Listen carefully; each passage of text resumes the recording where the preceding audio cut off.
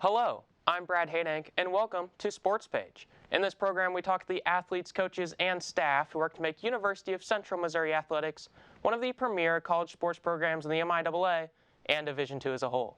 This is SportsPage.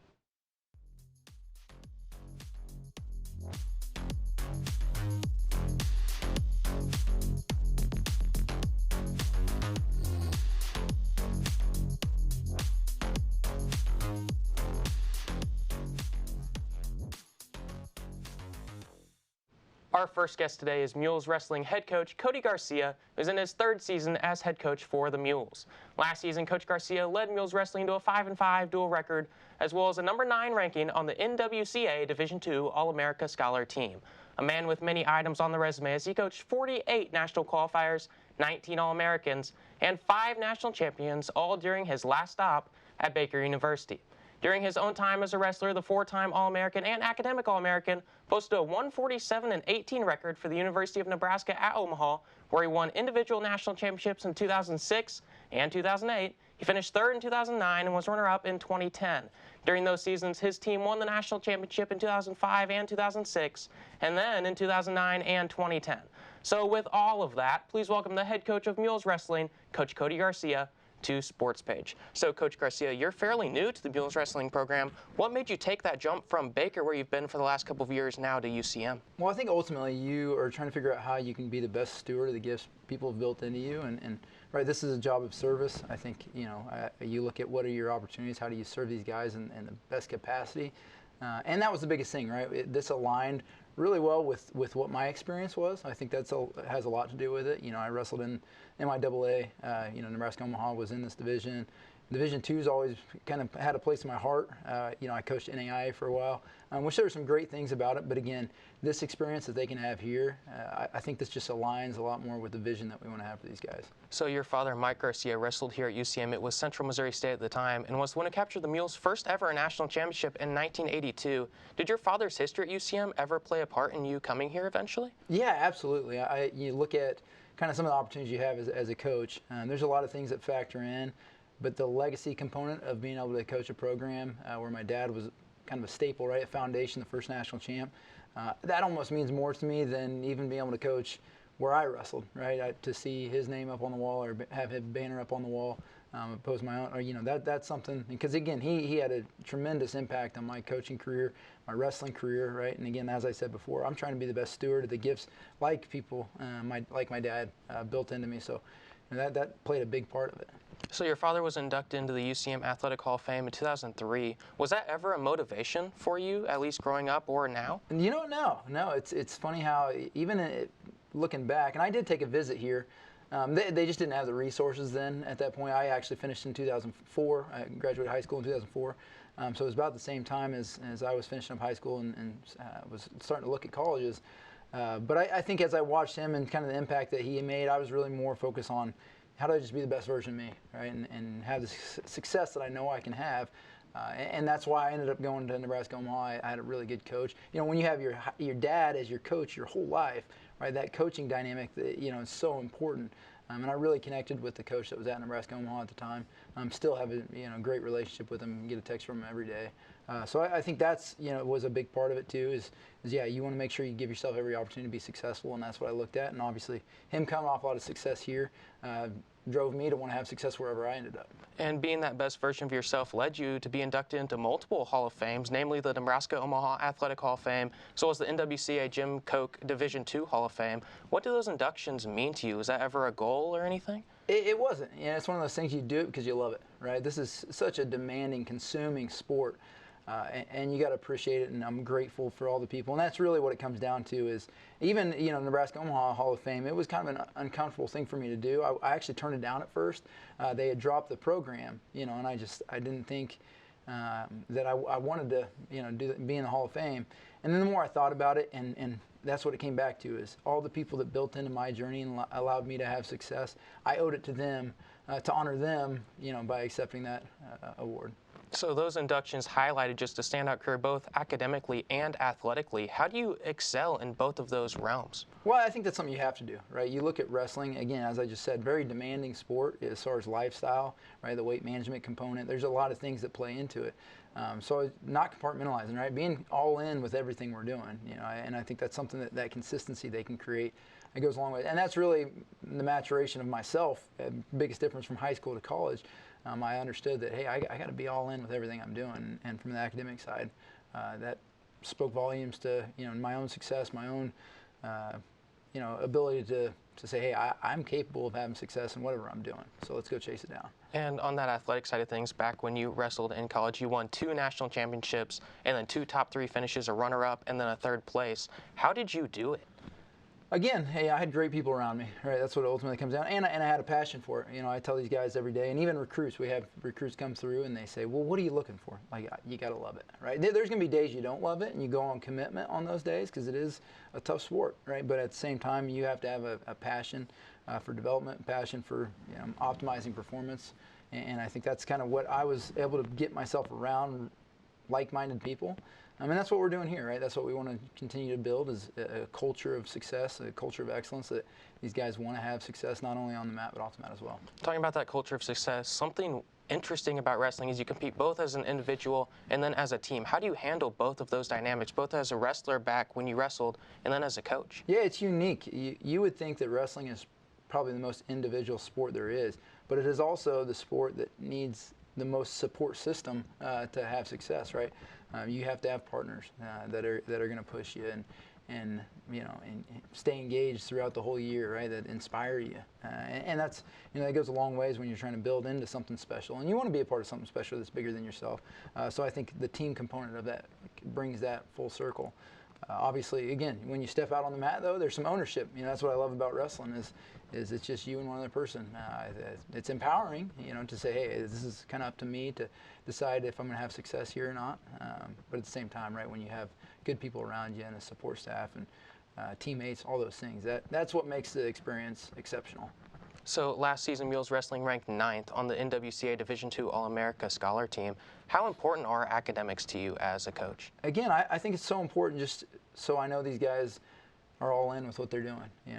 I want them to be able to say, okay, this is kind of the standard of excellence that I have in place, the standard, the line in the sand that we're going to hold ourselves to. And ultimately, that's the type of success I want them to be able to have. They're going to have another passion outside of wrestling. Everybody's, wrestling especially. Most sports, obviously you're done after college. Definitely wrestling, right? There's not a professional wrestling league. So these guys maybe internationally you can wrestle a little bit, not the money in it. So it's like, hey, we're here, obviously to build into this program and allow you to be the best wrestler you can, but also build into that next passion and where you're going to be impactful in whatever you do next.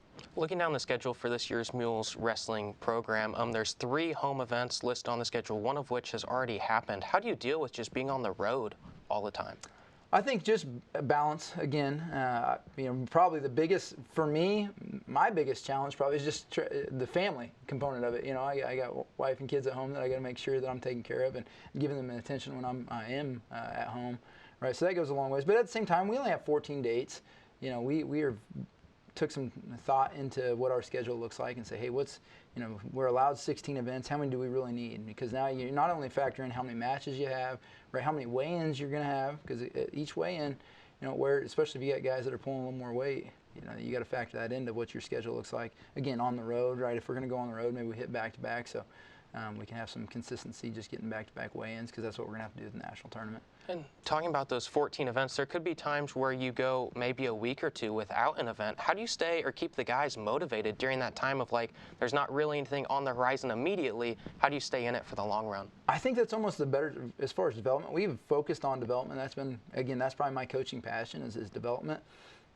And even in the world of transfer portal and all those things, I still, I love the idea of bringing guys here and having them be an impact on our culture and a big part of what we're doing for 5-6 years.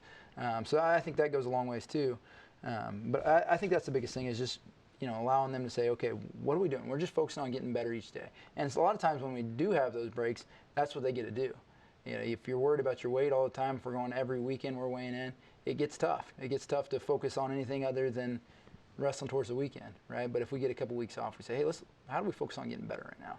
And talking about those guys that are getting better right now, looking at the team this season, what is there, from your point of view, to be excited about for this Mules wrestling squad this year? I hope. That's the one thing, going back to your original question, what got me excited about the idea of being here. There's a lot of potential here, right? I've kind of always felt like this was a sleeping giant when I had the resources. And we have a great alumni base that has supported us, and admin that's getting behind us, right? So that hope of, hey, you can have success here, that goes a long way. So now we're starting to have guys that are having success, and then that builds on top of itself as well, right? You have a couple different All-Americans in the room. John Rydell was an All-American a couple years back. Damon Ashworth, right? He's coming off being an All-American last year and still having 2 years eligibility left, right? Having guys like that in the room that have had success kind of gives them credibility, right? Gives us credibility to say, hey, we're moving in the right direction. I promise. You keep doing the things that we're asking you to do, we're going to have the success you want to have. So you've talked about hope. If someone were to come to you and be like, what's the big idea, like the big message about this year's wrestling team, what would you tell them? Would it be just that hope, or would there be a little bit more? I think, yeah, they're wrestling with a lot of purpose. They're training with a lot of intentionality, and if you have guys that want to have success and understand what it takes, that's the biggest part of it, right? The buy-in. I think we have guys that understand, and they've seen enough success to believe in it, right? There's times where you look at the success we were having, maybe, or guys that they weren't having success, it's hard to get behind and do more work. Again, this is a very demanding sport. It's a tough sport to be bad at, right? Other sports, if if you're not good, you're probably not playing, or you throw up a ball every once in a while, or you get a ball thrown at you every once in a while. Where here, right, in wrestling, every time you go out, it's going to be a humbling experience if you're not prepared to have success. Yeah, so talking about not being prepared, a message as a coach to your team, what has been that message this season? I mean, I know you want to have your guys prepared, and I bet they definitely are. What's the message to get them prepared for a season? I think going back to that hope, right? Just believing that they can have success, believing that they got the right people around them to be successful, and that they have ownership. That ownership is so important to the empowerment of these guys and chasing down their goals, chasing down those lions. When they have the hope that it can happen, they're a lot more willing to go do the extra things. When you're hitting a lot of roadblocks and not maybe seeing the success, sometimes it can be a daunting thing to continue to get up every day. But sometimes those are the most commendable kids, right? The guys that maybe aren't having success, but they keep showing up. They keep showing up. They keep bringing energy. They make an impact, even outside of getting their hand raised, right? Though that goes a long ways too, and there's plenty of guys that are doing that as well. You're just in your third season as head coach for Mules Wrestling, and you've built a team that excels both athletically and academically. How do you build such a culture in just a short amount of time? Again, having guys that understand what it's going to take to be successful. I think it starts, and from a recruiting standpoint, I think we've done a good job filtering, right? It's a unique landscape of how recruiting is right now. There's a lot of things that you have to factor in. I still look at kids, as far as what do they do academically? How are they having success beyond just getting their hand raised, right? How are they getting their hand raised? What are the ways they're how do they compete, right? How do they battle? What are the things they do that builds into their confidence, or maybe not even confidence, it builds into their courage, right? Because that confidence is going to waver. But I think, if they just have the courage to go out there and bring their best every day, they're going to have success. For a second, I want to look at one of the events the UCM hosted last season and is going to this season. It's the Dinker Open. Last season, you had schools ranging from Baker, Hannibal LaGrange, San Francisco State, University of Missouri. How does that work when you have schools from different classifications, D1, D2, NAIA? I like, that's one unique thing about wrestling. I think track's probably pretty similar. When it's an individual sport, you can have situations like that, and that's the thing from a recruiting standpoint too. I can tell hey, I can get you every opportunity to wrestle high level, right? I can give you a Division I schedule. I can't give you those 3 days in March, right? But are you willing to sacrifice those other 362 days, because I can't get you that one Division I national tournament, right? We can give you plenty of competition, and it's just healthy for us, right? To see different teams, different levels. So if you're wrestling the same teams every week, the season gets long, and there's a lot more game planning and things like that. But it is nice. We're actually going to host the Coffin Brand. We'll host that in November. Same thing. We're going to bring in a lot of different teams, give our guys a good opportunity to figure out what we got to get better at. So while we have just a quick second, can you take me through just a quick preview of what's on the horizon for Mules Wrestling? Yeah, so we primarily focus on going to open tournaments first semester. So when I say that, we're going to tournaments where we can enter as many guys as we want. That's usually how we establish our lineup. I don't like doing wrestle-offs necessarily. We had to this year in the beginning just because we started with a Division I duel at Little Rock.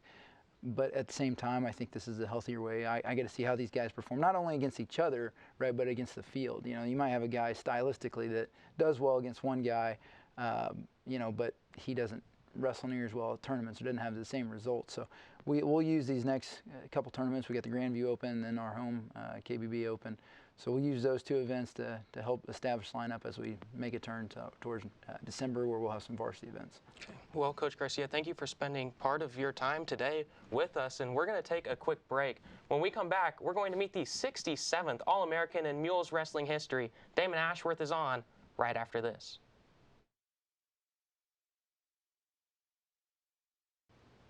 Welcome back to Sports Page. In this next segment, we'll be joined by Mules wrestler Damon Ashworth, who's been wrestling in the 184-pound weight class for the Mules. Ashworth is a product of Excelsior Springs High School. Last season, he became the 67th All-American in Mules wrestling history after placing 5th at the NCAA Division II Wrestling Championships. Damon Ashworth is here with us right here on Sports Page. So, Damon, starting with that All-American title you earned last season, just how much does it mean to you to be an All-American? It means a lot.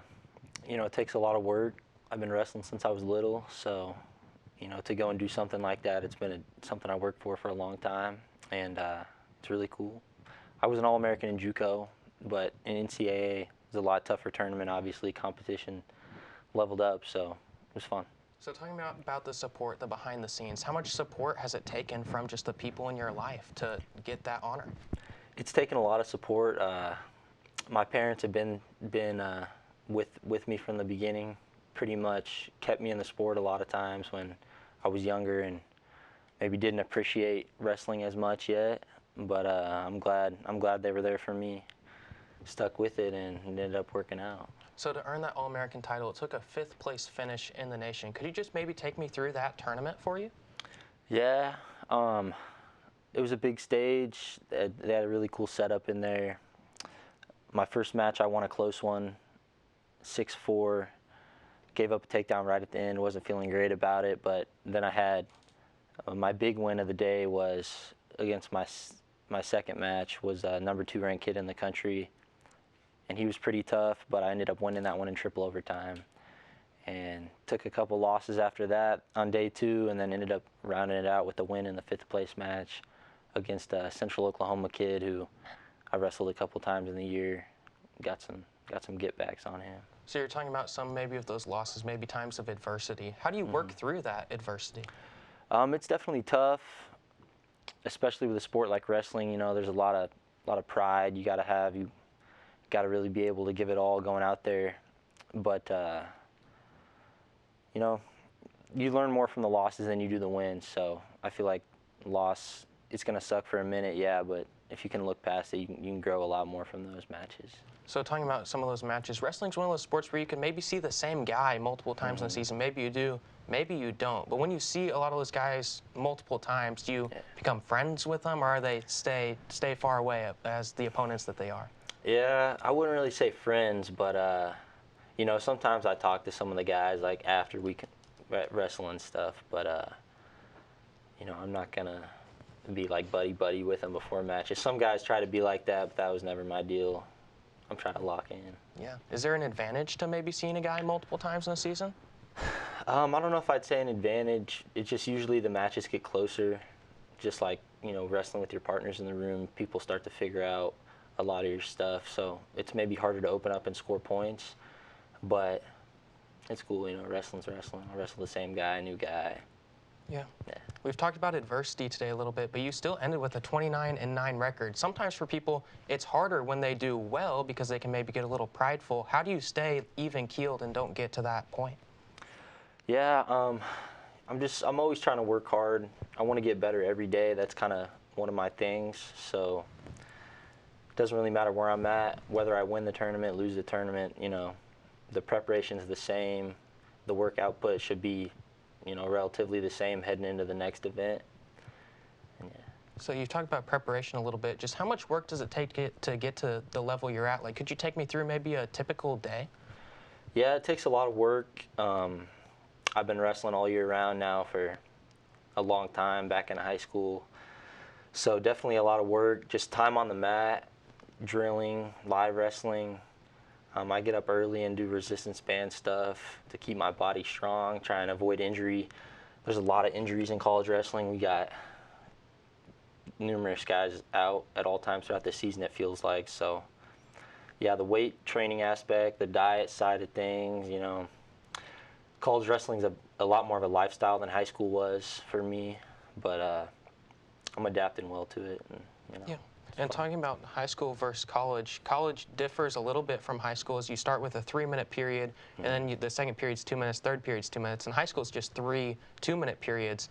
Does that extra minute make a big difference? Makes a big difference, yeah. A lot of guys struggle coming in. It doesn't seem like 1 extra minute would make a big difference, but when you're out there and you're, you know, giving it all you got, people can start to gas out a lot quicker just because that first period, you know, feels a lot longer. It's cool though. If you wrestle hard, you're gonna be okay. Yeah. So personally, how do you adjust to that extra minute to try to get more conditioned, or how do you adjust? Yeah, I'd say early in the season, you know, like a couple weeks ago before we were coming into our first competitions, I put in a lot of work on the Aerodyne bike. You know, probably more live goes in the preseason than we would do once we start competition, but it's not too big of a deal, I feel like. But the freshmen, you know, it's a lot more for them because they're not used to it. They haven't dealt with that, and the level of wrestling is higher. So, you know, yeah. And a lot of people see wrestling as very physical, which it is. Don't get me wrong, but there's also a lot of technique, a lot of strategy that goes into it. So how does that extra minute that we've been talking about, does that change your strategy at all going into a match? I wouldn't say it changes the strategy, but there's definitely a big strategic difference from the level that you see below and then, you know, like NCAA level of wrestling. You know, these guys, everyone in this sport's been doing it since they were a little kid. Like me, my dad got me into wrestling when I was 8, and for most of them, it's probably about, you know, even younger than that for a lot of guys I'm competing against.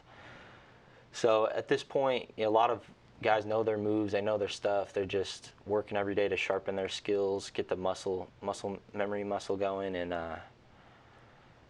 you know, so you kind of want to game plan when you go out there. What's this guy got? You probably watched a lot of video of him wrestle, and there's a lot that goes into it, but it's fun. So yeah, another adjustment or change you maybe had to go through was in high school takedowns were 2 points. Now in college it's worth 3. Is that another big change? How do you deal with that change?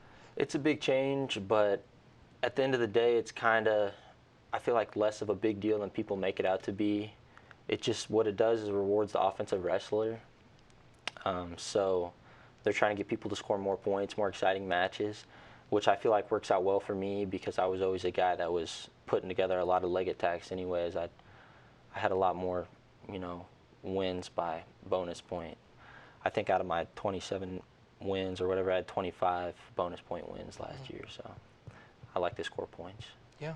So we've been talking about some differences between high school and collegiate wrestling, or that at least you went through. Are there any other big differences that have stood out to you that we haven't mentioned? I'd say the competition level in the room is a big difference. You know, in high school, a lot of these guys were probably state champs, and, you know, wherever they came from, they're probably that guy. But when you get here, we got 50 guys in the room. Most of them were probably state champs in high school too, or at least that caliber of wrestling. So when there's 10 weight classes, you know, only 10 starters, it's a lot of competition. But it's fun. It feels kind of cutthroat in there sometimes, but we also have a good chemistry as a team. It's just kind of the nature of the sport is, you know, you got to work really hard to be able to get your chance to step up and contribute to the lineup. And how do you work through that as a team? Because you all want to beat each other at a point because you want to start, but at the same time you're teammates. You need to bond. So how do you work through that kind of dynamic? Yeah, it gets tough at times, but I think the most important deal for everybody is to always be ready, always stay in shape, because like I said, there's a lot of injuries, and you never know when your chance is gonna, you know, you're gonna get your chance to step in and make the most of it. Yeah, one of the things I want to ask you about UCM, the new Roger Denker wrestling facility, or at least it's been recently new. How much of a help has that been to the guys from your point of view? It's been huge. So I knew a little bit about the team. I wasn't here before when we didn't have the room, but I had some buddies here, and I know that they had to roll out mats every day. They were over in Lovinger, where it's, was not always the best conditions, for a wrestling room. And, to have that room is crazy special because it really is a nice room. Like, we went to Little Rock, and I feel like that room's better than some D1 rooms, and it's sweet. It's real cool. Helps the training a lot. So talk me through this season, at least thus far, just maybe an event and a couple of events, and how are you feeling personally about this upcoming season? I feel good. We've only just competed one time down in Little Rock, so it was solid. We ended up beating Ouachita, losing to Little Rock, which they're a good team, top 20 D1 team, but we learned a lot. I think it's important for us to wrestle those tough matches. I like that Gar scheduled us, a tough duel like that right off the rip. I got a hard 7 minutes in. I think a lot of guys did too. And, that's probably some stiffer competition than we'll see the rest of the season, but we're going to see our schedule as a whole really leveled up this year, so that's exciting, though. I think that's what's going to make the team better. We need to see all those guys, and you got to push yourself constantly to keep evolving, stay at the top of the game. And now maybe looking at the future for yourself, talking to Coach Garcia, athletics and academics, and talking to yourself, they seem very important. So just looking on the horizon, is there anything, what's on the horizon for yourself? Yeah. Sorry, like academics-wise or athletic? Either way, whichever you want to take it. Well, for me, for the horizon, I feel like I'm looking for a national title. That's my goal. That was my goal last year. It didn't happen. I got to the semis, but I pray to God a lot. It's just a big goal of mine. I wanted it for a long time, so I'm gonna keep putting in work to try and get there. And yeah, that's what I think about. All right. Well, Damon, congratulations on all of your success thus far, and best of luck this wrestling season. That's all the time we have for this episode. I'd like to thank our guests, Coach Cody Garcia and Damon Ashworth, for joining me, and hope you'll tune in next time for Sports Page.